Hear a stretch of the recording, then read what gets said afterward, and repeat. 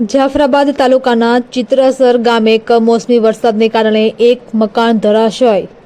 જાફરાબાદ તથા ગ્રામ્ય વિસ્તારોમાં વરસી રહેલા કમોસમી વરસાદને કારણે ચિત્રાસર ગામમાં એક મકાનની દિવાલ અને નળિયાવાળી છત ધરાશય થઈ હતી।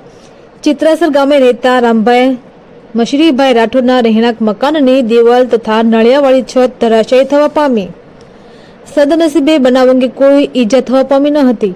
અચાનક દિવાલ અને છત પડતા આસપાસના લોકો દોડી આવ્યા હતા। અંદાજિત 40 થી 45 હજારની ઘરવખરીનું નુકસાન થવા પામ્યું છે।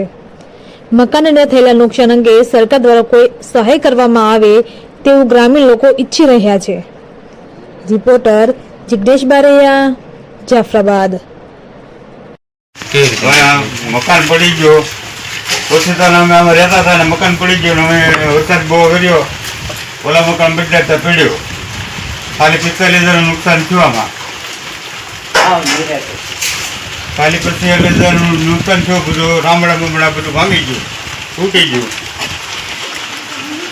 બરાબર મકાન પડી ગયું હતું તો હવે મારે શું કરવું કાર્ય